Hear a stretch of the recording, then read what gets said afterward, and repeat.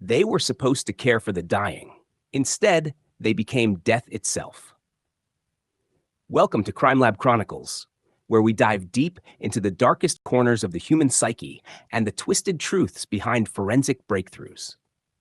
If you think hospitals are places of healing, today's story will challenge everything you believe. This is the terrifying case of the Angels of Death, a group of nurses in Vienna's Lainz General Hospital who turned mercy into murder. Officially, they confessed to 42 killings. Unofficially, the number may be as high as 300. Let's step into Pavilion 5, where death wore a nurse's uniform and no one noticed. The quiet hallways of Lainz.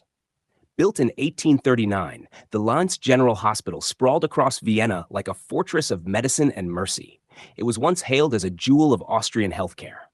By the 1980s, it employed nearly 2,000 medical personnel and served thousands of patients annually. But Pavilion 5, an unassuming wing at the edge of the hospital, was different. It was the final stop for many of the elderly, terminally ill, or difficult cases. Many patients never left.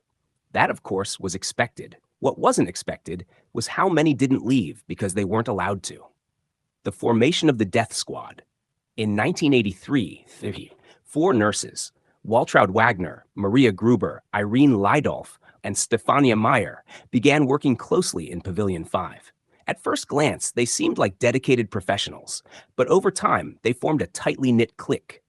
Staff started calling them the Morgen Group, or Morning Group. They always worked the early shift together. They laughed together, they gossiped together, and in time, they killed together. The first death was an accident. At least, that's how Waltraud Wagner described it. She reportedly administered an overdose of morphine to a terminally ill patient. The death was fast, calm, and unchallenged. No questions asked. No autopsy performed. For Wagner, it was a rush of power, a godlike control over life and death, and that thrill would become addictive. A deadly routine. Once Wagner had tasted that power, the killings became routine. She began showing her fellow nurses how to do it. A little insulin to quietly slip a patient into a coma.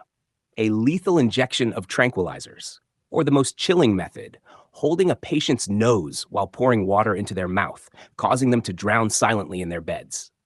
They called it the water cure.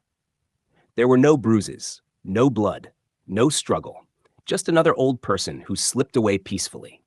Their justification? The patients were old, suffering, and would have died soon anyway. They claimed it was an act of mercy. But the reality was far more disturbing. They didn't always kill to relieve suffering.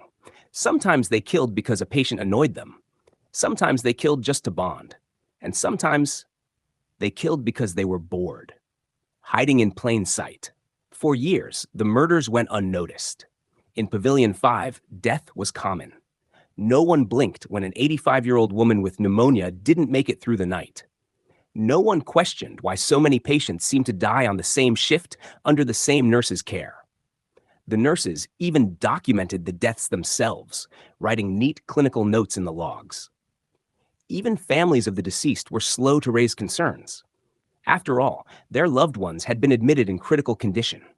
A phone call from the hospital reporting their passing felt expected. The truth was hiding in plain sight, and it might have continued forever, if not for a single moment of arrogance. A drunken in 1989, the walls began to crumble.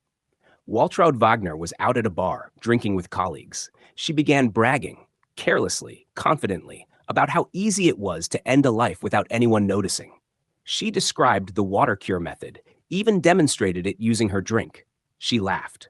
Her coworkers were horrified. Someone reported her to the authorities. Initially, police thought it might be a prank or misunderstanding, but they investigated. They had to.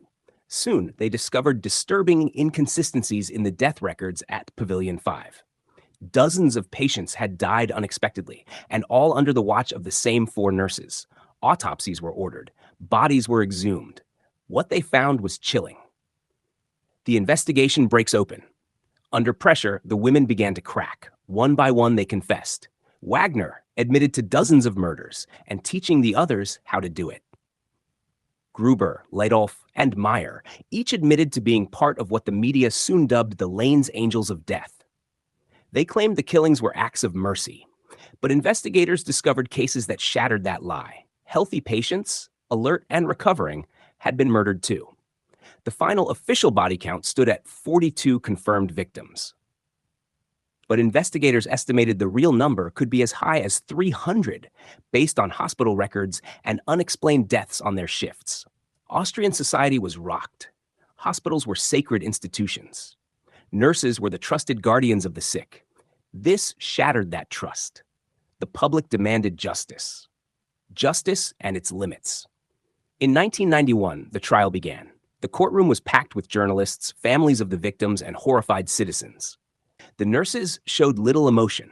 They didn't seem to grasp the magnitude of what they'd done, or didn't care. Waltraud Wagner, the ringleader, was sentenced to life in prison. Irene Leidolf also received life. Maria Gruber and Stefania Meyer were sentenced to 15 years each. But here's the most haunting part. Due to Austria's prison laws, Maria Gruber and Stefania Meyer were released in the early 2000s. Even Wagner, the mastermind, became eligible for parole after 15 years. By 2008, all 4 nurses were out of prison and living under new identities. The victims? Their stories were buried in graves and forgotten records.